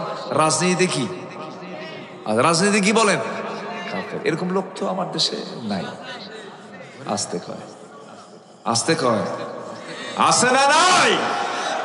আচ্ছা, যারা মুখ থেকে স্পষ্ট ভাষায় যে দলের নেতারা বলেন আমরা শরিয়ার কোনো বিধান আমরা রাষ্ট্রীয় পর্যায়ে আনতে চাই না, আমরা শরিয়াকে বিশ্বাস করি না, বলেন ওর ঈমান আছে না গেছে? ওই দল করা হালাল না হারাম? আরো জোরে কোন, ওই দল করা হালাল না হারাম? হারাম। আমরা ইসলামকে মানতে চাই ব্যক্তিগত জীবনে, শুধু ব্যক্তিগত জীবনে না, সব জীবনে। সব জীবনে আমাদের ইসলামকে মানতে হবে। দল করে যেতে হবে আল্লাহর দল, পথ মানতে হবে আল্লাহর পথ। আল্লাহর দলের নাম হচ্ছে ইসলাম। আল্লাহর দলের নাম কি বলেন? আরো জোরে, আরো জোরে বলেন, ইসলাম। শুধুমাত্র এই কথাগুলো বলার কারণে এই 16 বছরে ফেরেশতার চরিত্রে মানুষগুলোকে তিলে তিলে জেলখানায় রেখে, কাউকে ফাঁসিতে নিয়ে, কাউকে চিকিৎসার নামে পয়জনিং করে শহীদ করে দেওয়া হয়েছে। আসতে বলেন কেন জানেন না আপনারা? ঠিক কিনা? শহীদ করে দেওয়া। শুধুমাত্র এই কনসেপ্টটাকে তারা গ্রহণ করেছেন যে না, ইসলাম শুধু ব্যক্তিগত জীবনে নয়, রাজনৈতিক জীবনে ইসলাম থাকতে হবে। যার রাজনৈতিক জীবনে ইসলাম নাই সে ব্যক্তি কাফের। এই কথা কি বুঝতেছেন আপনারা? সে ব্যক্তি কাফের। কিন্তু তারা যে ফাঁদ পেতেছিল, সেই ফাঁদ তারা কিছু ভাইকে শহীদ করে দুনিয়া থেকে বিদায় করলেও সেই ফাঁদে এখন তারাই পড়েছে। আমার কথা কি বুঝতেছেন? যে গর্ত খুঁড়বে সেই গর্তে পড়বে, সে অবস্থায় হয়েছে। সেই উদাহরণটা মনে পড়লো আমার। আমি অনেক আগে উদাহরণটা দিয়েছি, হঠাৎ করে আজকে মনে পড়লো আমার। আজ থেকে 10-12 বছর আগে এই উদাহরণটা আমি দিয়েছি। ওই এক বেচারি খুন করে ফেলছে একজন। খুন করার পরে ভাবলো আমার তো ফাঁসি ছাড়া কোনো গতি নেই, সাক্ষীও আছে, কি করা যায়? চৌকস খুব কুশলী এক উকিলকে সে ধরল। উকিলকে ধরে বলল, ভাই আমি তো মার্ডার করে ফেলছি, সাক্ষী আছে, অস্ত্র চিহ্ন আছে, স্পটের চিহ্ন আছে, একদম ওপেন একটা স্পষ্ট একটা মার্ডার আমি নিজে করেছি, এখান থেকে বাঁচা যায় কেমন? উকিল বলে, আমার যে মক্কেল হয় তার কোনোদিন ফাঁসি হয় না। এরকম সাহাবাস উকিল আর নাই? আসতে আসে না নাই? বললো যে আমার যে মক্কেল হবে তার কোনোদিন ফাঁসি হবে না। এখন এই মার্ডারের যে খুনি, যে সে মনে মনে চিন্তা করলো, যাক আমি একটা ভালো একজন উকিলকে পাইছি, তো কি করতে হবে? পরামর্শ দেন। উকিল বলল, আজকের থেকে তোমার কথা বলা বন্ধ, একটা ওয়ার্ড তোমার মুখ থেকে কখনো বের হবে না, তোমার দাড়ি কাটা বন্ধ, তোমার মোষ কাটা বন্ধ, মাথার চুল কাটা বন্ধ, এবং ড্রেস হবে শুধু একটা। কয়টা ড্রেস হবে? একটা ড্রেস। এক কাপড়ের বেশি 2 কাপড় কখনো পরা যাবে না, এবং কাপড় কোনো ক্রমেই পরিষ্কার থাকা যাবে না, দুর্গন্ধ থাকতে হবে, কারোর সঙ্গে কোনো কথা বলা যাবে না। যে কথাটাই কেউ প্রশ্ন করবে, যে প্রশ্নই করবে, শুধু একটা শব্দ দিয়ে উত্তর দিবা, ভ্যা। উত্তর কি? ভ্যা। বাস এই শব্দ দিয়ে তোমার সব কাভার।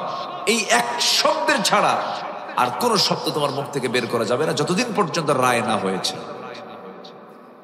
তো বলল, ঠিক আছে উকিল সাহেব, আমি এটা ফলো করব। উকিল এখন বলে, শোনো আমি কিন্তু 2 টাকার উকিল না, আমারে কিন্তু মাইনাটা অন্য উকিলের চাইতে বেশি দিতে হবে, তুমি রাজি আছো কিনা? কি বলেন স্যার? উকিল সাহেব, আপনি যা চাবেন আমি তাই দিয়ে দেব, কিন্তু কাজটা আপনাকে হাসিল করেন, উদ্ধার করেন, আমাকে আগে জামিন নিশ্চিত করে দেন, আমাকে খালাস নিশ্চিত করে দেন। কাছে ঠিক আছে। মাস 3 পরে ডাক পড়েছে, আদালতে উঠানো হলো, এজলাসে জজ বসে গেছে, কাঠগড়ায় আসামিকে উঠানো হলো, দুপক্ষের আইনজীবী প্রশ্ন শুরু করে দিল। তো আসামিকে যখন, খুনিকে যখন প্রশ্ন করা শুরু করছে, যে প্রশ্নই করে সে উত্তর হলো কি? এছাড়া আর কোনো শব্দ সে বলে না। মাথার চুলগুলো উস্কো খুস্কো, মোছো বড়, দাড়িও বড়, গায়ে এক কাপড়, 3 মাস 4 মাস পড়লে কি আর গায়ের ওই কাপড়ের কোনো অস্তিত্ব থাকে? পাগল, দুর্গন্ধ ছড়ে গেছে, কোনো আওয়াজ নাই, কিচ্ছু নাই, পেশাব পায়খানার কোনো যত্নও নাই। এখন বারবার প্রশ্ন করে, উত্তর দেয় শুধু ভ্যা। এখন জজ তার চেয়ারে বসে ওই কি বলে, কলমের আগা কামড়ায়, আর মনে মনে চিন্তা করে, লোকটাকে আসামি করলো কে? যে আসামি বানাইছে আরেক পাগল। কি কথা কি বুঝতেছেন? এর আসামি না করলো কিন্তু পাগল। এরা আসামি বানালো কে? শেষ পর্যন্ত দুই উকিলের কথা এক পর্যায়ে জজ বলে ফেললেন যে মহামান্য আদালত মস্তিষ্ক বিকৃত ব্যক্তির বিরুদ্ধে কোনো রায় দিতে পারে না। যেহেতু সে পাগল, মহামান্য আদালত তাকে বেকসুর খালাস দিতে বাধ্য হলো। সে মুসের তল দিয়ে মুসকে একখান হাসি মেরে কাঠগড়া থেকে নেমে আস্তে আস্তে বের হয়ে যায়। উকিল কয়, ভাই তুমি চলে যাচ্ছ, টাকাটা দিয়ে যাও। ভ্যা কি কথা কি বুঝতেছেন আপনারা? তুমি আমারও ভ্যা দেখাও, আমি শিখালাম তোমাকে ভ্যা, তাও কয় ভ্যা। যারা এই 16 বছর আদালত সাজিয়েছিল, বিচারের নামে প্রহসন সাজিয়েছিল, সেই আদালতে আজকে তাদের বিচার হচ্ছে, ঠিক কিনা? ওই যে ভ্যা শিখাই দিছে, ওই ভ্যা এখন এদেরকেও দেখাচ্ছে। এটাই হবে, এটাই বাস্তব। সত্যের পথে আমরা থাকবো, লাভ না লস। মিথ্যার পথে গেলে আমাদের কি হবে? লস হয়ে যাবে। মিথ্যার দিকে আমরা যাব না। জোরে বলে ইনশাআল্লাহ। দল করব কার? আসতে বলবেন না, দল করব কার? আল্লাহর দল করে যাব। সে আল্লাহর দলের নাম হচ্ছে ইসলাম। বলেন বলেন, সে দলের নাম কি? বলেন ইসলাম। পুঁজিবাদ ব্যর্থ, সমাজতন্ত্র আত্মার বন্দিশালা। যে সমাজতন্ত্র রাশিয়াই তার কবর রচনা হয়ে গেছে। সমাজতন্ত্র চলবে না, জাতীয়তাবাদ চলবে না, সেকুলার চলবে না, পৃথিবীর কোন আইন চলবে না। আইন চলবে একমাত্র কার? আলা লাহুল খালক ওয়াল আমর। সৃষ্টি যার, হুকুম চলবে তার। আল্লাহু আকবার। এই দাওয়াত দিতে গিয়ে নবীরাও এরকম বিপদের সম্মুখীন হয়েছেন। এক মুরব্বী আমাকে আজ থেকে 15 বছর আগের একটা ওয়াজের কথা আমাকে মনে করে দিয়েছিলেন যে হুজুর, আপনি যদি পারেন সুযোগে এই কথাটা আপনি বলবেন। একজন নবী ছিলেন, খুব চটাল নবী, খুব মেজাজি নবী, খুব রাগী নবী, খুব মেজাজ ছিল তার। আল্লাহ তার সঙ্গে ডাইরেক্ট কথা বলেছেন। সেই নবীর নাম কি? বলেন মুসা আলাইহিস সালাতু ওয়াস সালাম। তিনি খুব চটাল নবী ছিলেন। এই নবীর বিরুদ্ধে কোন ষড়যন্ত্র করেনি? অসংখ্য ষড়যন্ত্র করা হয়েছে। একটা অংশ ছিল হলো কি জানেন? শোনেন, যুগে যুগে ভালো ব্যক্তিদের বিরুদ্ধে স্ক্যান্ডাল তৈরি করা। যেরকম এই 16 বছর আলেমদের বিরুদ্ধে তোকমা লাগিয়ে দিয়েছিল জঙ্গি। কি তোকমা লাগাইছিল? জঙ্গি। মানে মাথায় টুপি আর মুখে দাঁড়িয়ে থাকলে সে কি হয়ে গেল? জঙ্গি হয়ে গেল। জঙ্গি বাহ্যিক সিমটম এগুলোকে ওপেন করে সিনেমা, নাটকে, প্রচার প্রসারে সব জায়গায় এগুলো ছড়িয়ে দিয়েছিল। এটা ছিল তাদের মানে বিজয়ী হওয়ার একটা মাধ্যম। তারা এই প্রচারণায় নেমেছিল। এরকম যুগে যুগে নবীদের বিরুদ্ধে নেমেছে। একবার মুসা আলাইহিস সালামের ব্যাপারে ফেরাউনদের মহল থেকে বলা হলো, তোমরা কি জানো মুসা আল্লাহর নবী হয় কেমনে? কেন, কি হয়েছে? তোর তো অস্ত্রপাতি ঠিক নাই। কেন? ওর এক শিরা অসুখ, এক শিরা ব্যারাম। এলাকায় এটাকে কি বলে? এক শিরা হচ্ছে আল্লাহ পাক মানুষের যে অঙ্গ দিয়েছেন, লজ্জাস্থান দিয়েছেন, এটা একটা ছোট একটা বড়, দুটো অংশ থাকে না? এটা ছোট একটা বড়। আপনার কি মন খারাপ করতেছেন নাকি? এটা কিন্তু সহি বর্ণনা। তো এটা যদি ছোট বড় হয়, এটাকে কিছু কিছু এলাকায় এক শিরা বলে। আচ্ছা, এই জাতীয় একটা রোগ কিন্তু আছে। তো এই রোগটার তোকমা লাগায় দিল আল্লাহর নবীর বিরুদ্ধে। আল্লাহর নবীরা কখনো অঙ্গহানি ছিলেন না, তারা অপূর্ণ ছিলেন না। গোটা পৃথিবীর যত মানুষ আল্লাহ পাক পাঠিয়েছেন, সবচাইতে সর্বগুণে গুণান্বিত করে আল্লাহ পাক নবীদেরকে পাঠিয়েছেন। এই নবীর ভিতরে এটা ছিল না। যখন তার বিরুদ্ধে এই কথা বলা হলো, উনি তো রাগী মানুষ, খেপে গেলেন, প্রচন্ড রেগে গেলেন। রেগে গিয়ে বললেন, আল্লাহ, যেই জিনিসটা আমার মধ্যে নাই, আমার যে রোগটা নাই, সেই রোগ মিডিয়ার মধ্য দিয়ে আপডেট নিউজ করে গোটা দেশ আমার বিরুদ্ধে প্রপাগান্ডা চালালো ফেরাউন। আল্লাহ, তুমি এটার ব্যবস্থা তাড়াতাড়ি করো, আমি কিন্তু সহ্য করতে পারতেছি। আল্লাহ বলেন, চিন্তা করো না, তোমার লুঙ্গি খুলে ওদেরকে দেখাই দেবো, যাও। সুবহানাল্লাহ বলবেন না? জোরে কোন সুবহানাল্লাহ। তিনি গোসল করতে নেমেছেন। কোন একদিন কোন একটা কারণে, ওজারাতের কারণে তার বিকল্প কোনো কাপড় ছিল না। তিনি করলেন কি, লুঙ্গিটা খুলে, আর কোনো বিকল্প কাপড় নাই, উনি একটা পাথরের উপরে লুঙ্গিটা রাখলেন। পাথরের উপরে রেখে তিনি গোসল করার জন্য পানিতে নামলেন। গোসল শেষ, আবার ওই লুঙ্গিটাই তিনি আবার পরবেন। লুঙ্গির কাছে আসা মাত্র আল্লাহ পাক পাথরকে অর্ডার করলেন, পাথর লুঙ্গি নিয়ে দৌড় মার। লুঙ্গি নিয়ে কি কর? দৌড় মার। একদম সহি বর্ণনা এটা। লুঙ্গি নিয়ে দৌড় মারতেছে পাথর। পাথরের কি কোনো জীবন আছে? আমরা জানি জীবন নাই, কিন্তু জীবন কে দিয়েছেন? আমরা মাটির তৈরি, আমাদের জীবন কে দিয়েছেন? এই মাটি থেকে আল্লাহ পাক আমাকে আপনাকে বানাইছেন। ইন্না খালাকনাহু মিন তুরাবিন সুম্মা মিন নুতফাতিন, আমি তোমাদেরকে মাটি থেকে সৃষ্টি, খালাকাল ইনসানা মিন সালসালিন কাল ফাখর, শুষ্ক মাটি দিয়ে সৃষ্টি করেছি। মাটি থেকে সৃষ্টি, জীবন কে দিয়েছেন? ওই পাথরকে আল্লাহ রাব্বুল আলামিন অর্ডার করলেন, পাথর লুঙ্গি নিয়ে দৌড় মার। দৌড় মেরেছে পাথর লুঙ্গি নিয়ে। পিছন থেকে মুসা আলাইহিস সালাতু ওয়াস সালাম তিনি যে উলঙ্গ, আল্লাহ পাক তার জেহেন থেকে এটা ভুলায় দিয়েছেন। তিনি উলঙ্গ অবস্থায় হাতের মধ্যে লাঠি নিয়ে তিনি পাথরের পিছনে পিছনে দৌড় মারছেন। পাথর থাম, পাথর থামে, লুঙ্গি পড়া দরকার। পাথর থামে না, পাথর শুনবে মুসার কথা না আল্লাহর কথা। ওটাও তো মাখলুক, সব তো আল্লাহর সৃষ্টি। সমস্ত সৃষ্টিগুলো হুকুম মানে কার? মানুষ হুকুম মানে কার? আল্লাহ। মানুষ আল্লাহর হুকুম মানে। সব সৃষ্টি হুকুম মানে কার? আর মানুষ হুকুম মানে কার? মানুষের। আমার দেশের মানুষকে আল্লাহর হুকুম মানে? আল্লাহর হুকুম মানলে কি আজকে এই অবস্থা সৃষ্টি হয়? আমাদের দায়িত্ব হচ্ছে কার হুকুম মেনে নেওয়া? আল্লাহর হুকুম মেনে নেওয়া। পাথর রওনা দিল, পাথর দৌড়ায়, আল্লাহ নবীও দৌড়ান। দৌড়াতে দৌড়াতে তিনি ক্লান্ত হয়ে গেলেন, কিন্তু ওই পাথরটা গিয়ে এমন জায়গায় গিয়ে থেমে গেল যে জায়গায় ফেরাউন তার মন্ত্রী পরিষদ নিয়ে বৈঠকে বসে গেছে। সব মন্ত্রীদেরকে নিয়ে সে জরুরি বৈঠকে বসে গেছে। ঠিক পাথরটা আল্লাহর পয়গম্বরের লুঙ্গিটা ঘাড়ে করে নিয়ে, মাথায় করে নিয়ে পাথরটা এসে সেই জায়গায় থেমে গেছে। মুসা আলাইহিস সালাম তিনি ভুলেই গেছেন, তিনি উলঙ্গ, তার পিছে পিছে তিনি চলে আসছেন। একদম ওই পাথরের কাছাকাছি এসে তার লুঙ্গিটা হাতে নিয়েছেন। ইতিমধ্যে তিনি যে উলঙ্গ, ফেরাউন খুবই কাছ থেকে তার দৃশ্যের দিকে তাকায়া সবকিছু নজরও দিয়ে এবার বলতেছে, এই আমরা যে অভিযোগ দিলাম সব তো মুসা দেখায় দিল, মুসার অস্ত্রবাদী সব ঠিক আছে। সুবহানাল্লাহ বলবেন না? সত্যটাকে উন্মোচন করে দেন তিনি কে? সত্য উন্মোচন করেন তিনি কে? আল্লাহ তাআলা। আজকে রাজাকার ট্যাগার খায় না, জঙ্গি ট্যাগার কেউ শোনে না। 10 মাস হয়ে গেল, কোন জঙ্গির কোন অভিযান নাই, কোন জঙ্গি নাটক নাই।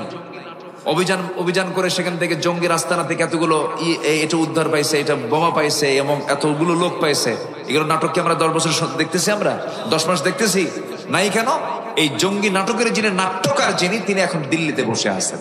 এই জন্য নাটক না নাই, সব দেখা শেষ করেছি। আগামীতে আমরা ইসলামের দেশ আমরা দেখতে চাই। জোরে বলি ইনশাআল্লাহ। কোরআন দিয়ে রাষ্ট্র চলুক সবাইকে চান, ইসলাম দিয়ে রাষ্ট্র চলুক সবাইকে চান, নামাজের সরকার আসুক সবাইকে চান। চান কারা কারা? হাত উঁচু করে দেখেন মুসলমান। কেউ তো স্লোগান দেন না।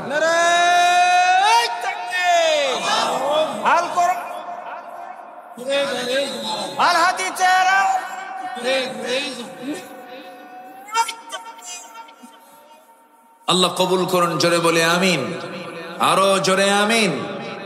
সম্মানিত ভাইয়েরা,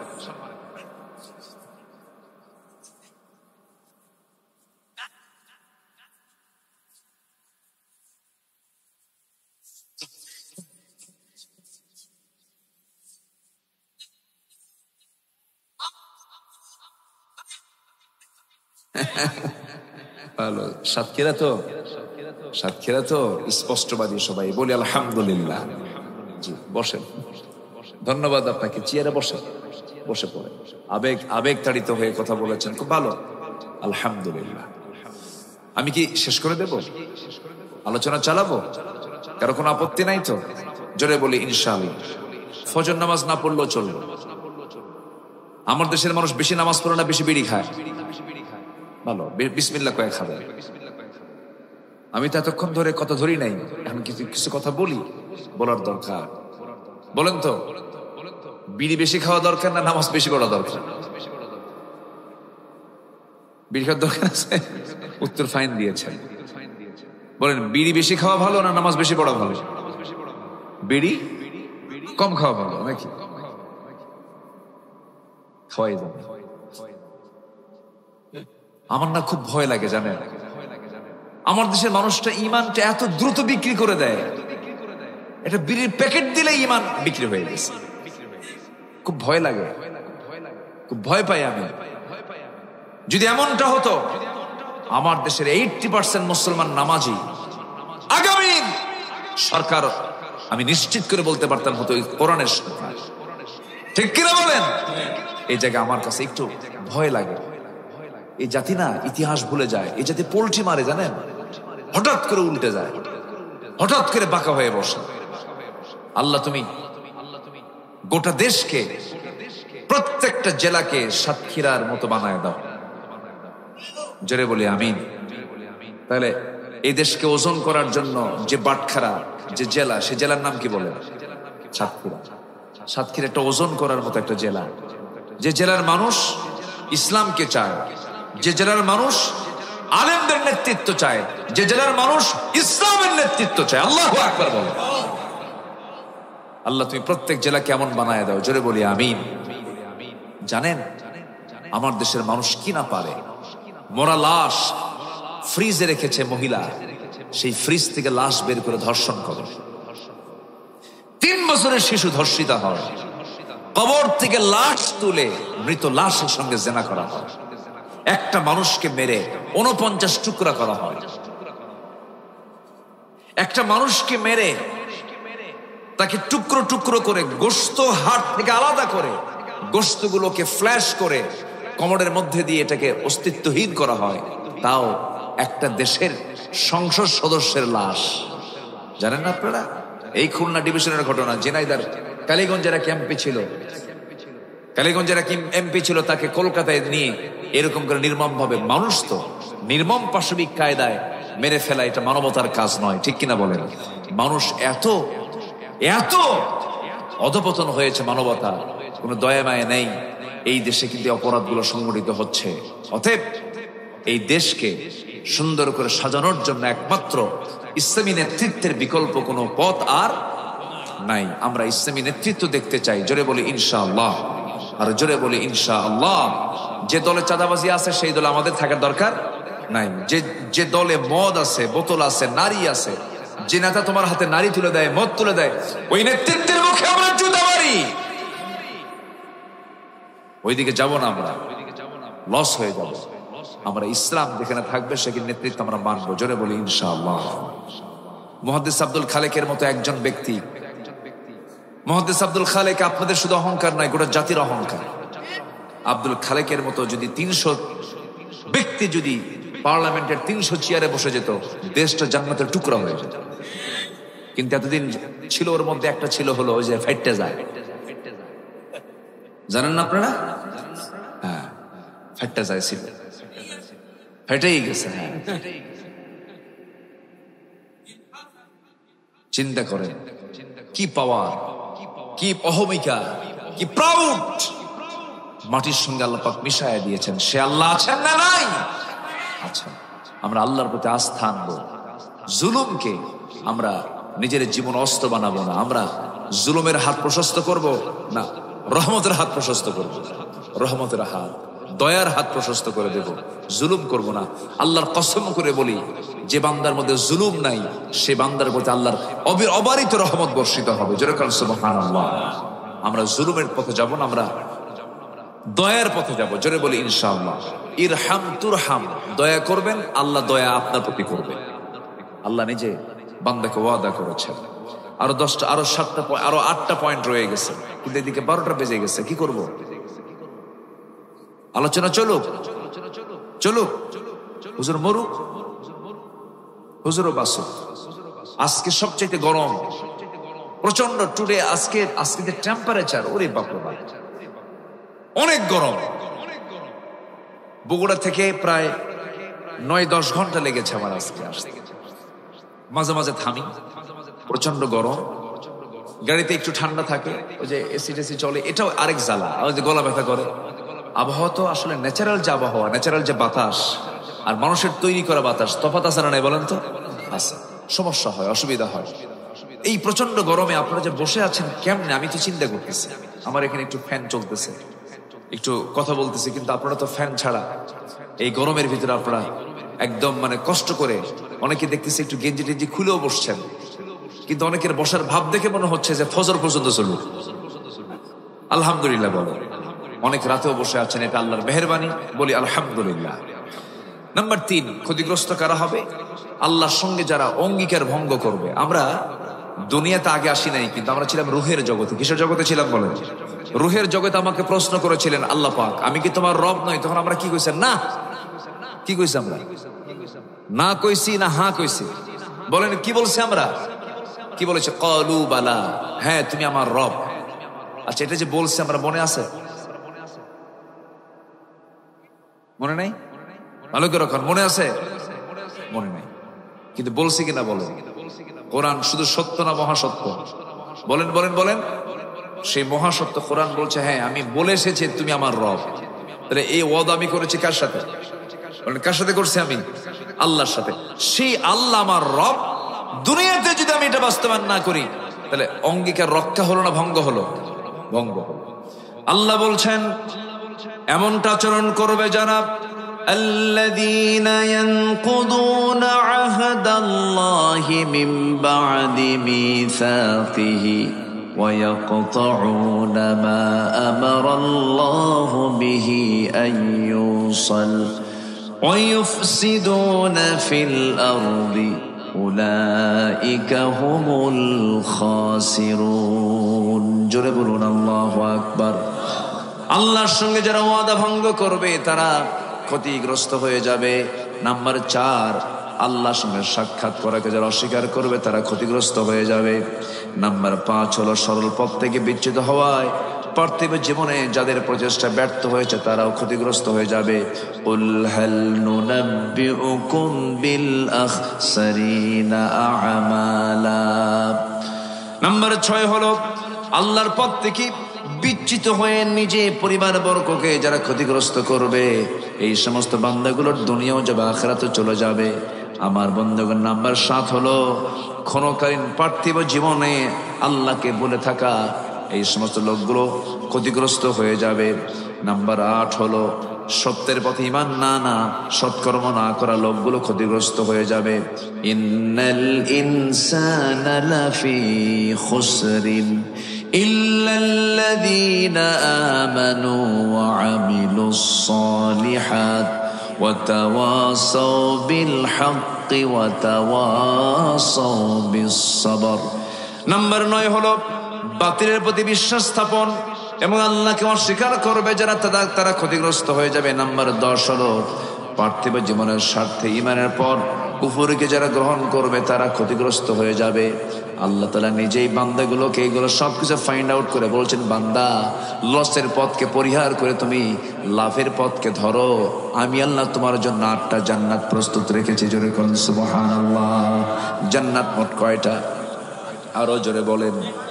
জাহান্নাম কয়টা? জাহান্নাম কয়টা? 7টা জাহান্নাম।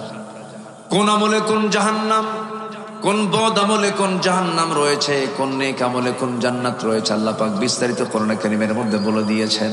তবে আমরা যদি আল্লাহর কাছে জান্নাতের প্রার্থনা করি, যখন প্রার্থনা করব আমরা চাইবো 8 নম্বর জান্নাত না 1 নম্বর জান্নাত? জোরে বলেন, কয় নম্বর জান্নাত চাবো আমরা? 1 নম্বর জান্নাত। 1 নম্বর জান্নাত কার জন্য? ইন্নাল্লাযীনা আমানু ওয়া আমিলুস সালিহাতি কানাত লাহুম জান্নাতুল ফিরদাউসি নুজুলা খালিদিনা ফিহা লা ইয়াবগুনা আনহা হিওয়ালা। জোরে বলুন আল্লাহু আকবার। 1 নম্বর জান্নাত পেতে হলে ঈমান ভালো করে আনতে হবে, নেক আমলগুলো ভালো করে করতে হবে। যে বান্দা একবারে জান্নাতুল ফিরদাউসে ঢুকবে কখনো বের হবে না, মন যা চাবে তাই পাবে, মনে যা আসবে সে তাই সঙ্গে সঙ্গে পেয়ে যাবে।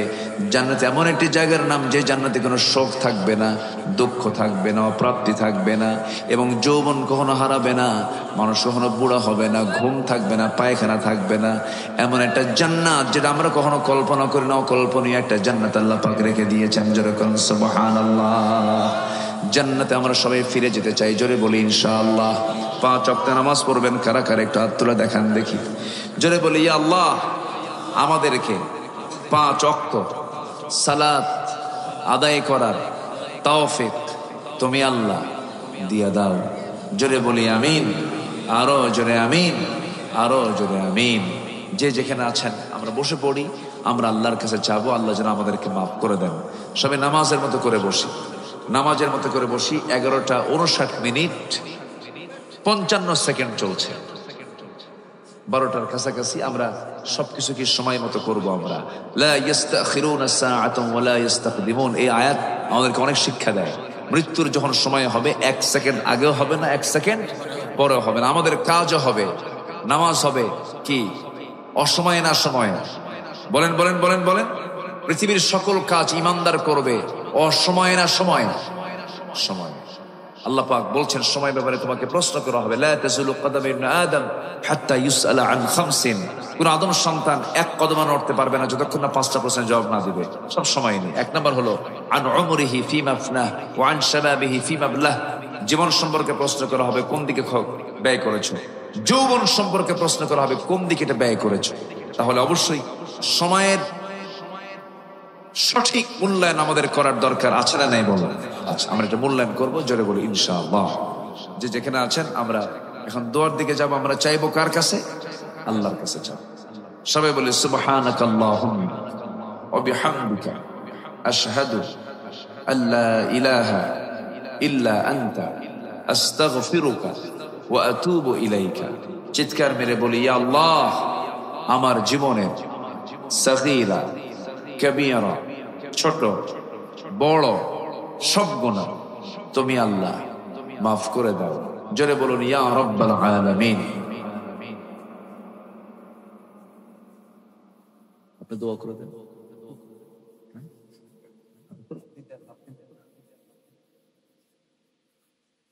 কোন কথা আছে কি? আর কথা বলবেন? ঠিক আছে, আসুন আমরা আল্লাহর কাছে চাচ্ছি। আমি দোয়া চাই, সবাইকে আমার জন্য দোয়া করবেন। এই বড়ডাঙ্গার সাথে আমার একটা আলাদা মহব্বত হয়েছে। আমার স্বপন ভাই খুব কাছের মানুষ। ওনার ভাই একজন মালয়েশিয়া থাকেন, ভাইটার নাম কি ভুলে গেলাম, ফারুক ভাই, তার সঙ্গেও কথা হয়। আবার আরেকজন আছেন আমাদের লাড্ডু ভাই, কিন্তু উনি লাড্ডু খাওয়াননি আমার এখন। লাড্ডু ভাই কোথায়? জি, আমার লাড্ডু ভাই অত্যন্ত হাসি খুশি মানুষ, অলরাউন্ডার। তিনি পারেন না এমন কোনো কাজ নেই, সব কাজ তিনি পারেন। তিনি প্র্যাকটিক্যাল, থিওরিক্যাল, মানে কোনো জিনিসের না শব্দ তার মধ্যে নাই, সব পারেন আমার লাড্ডু ভাই। আলহামদুলিল্লাহ, আমাদের এই বন্ধন আল্লাহ যেন আমাদের হাসর পর্যন্ত গড়ায় দেন। জোরে বলি আমিন। বড়ডাঙ্গার প্রত্যেকটা ঘরকে আল্লাহ পাক ইসলামের দুর্গ বানায় দেন। ঘরে ঘরে খালিদ বিন ওয়ালিদ পয়দা করে দেন। মাদের আম্মাজান আয়েশা, রহিমা, তারপরে সুমাইয়া রাদিয়াল্লাহু আনহুন্না, এই সমস্ত মহিলাদের আদর্শকে লালন করার তৌফিক আল্লাহ পাক দান করেন। এই আশাবাদ কামনা করছি। বিশেষ করে এই আজকের মাহফিলের যারা আয়োজক, তাদের মুরব্বীদের রুহের মাগফিরাত কামনার্থে তারা যে আয়োজনটা করেছেন, মরহুম মিজানুর রহমান তিনি দুনিয়া থেকে বিদায়, মিজানুল হায়দার তিনি দুনিয়া থেকে বিদায় নিয়েছেন। আল্লাহ তুমি তার কবরটাকে জান্নাতের টুকরা বানায় দাও। জোরে বলি আল্লাহুম্মা আমিন। আল্লাহুম্মা আমিন। ربنا ظلمنا أنفسنا وإن لم تغفر لنا وترحمنا لنكونن من الخاسرين।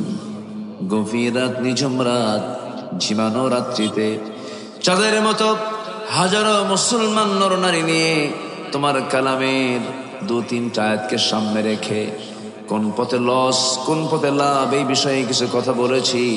শাহী দরবারে কাঙ্গাল ভিখারীর মতো 2টা হাত পেতেছি। আল্লাহ, গুনার দিকে তাকাইও না, বান্দা মনে করে তামাম জিন্দেগির গুনাহগুলোকে মাফ করে দাও।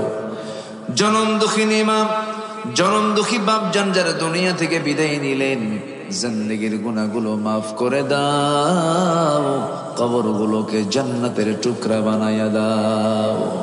আব্বা আম্মার জন্য কি দোয়া তাও শিখিয়ে দিয়েছো।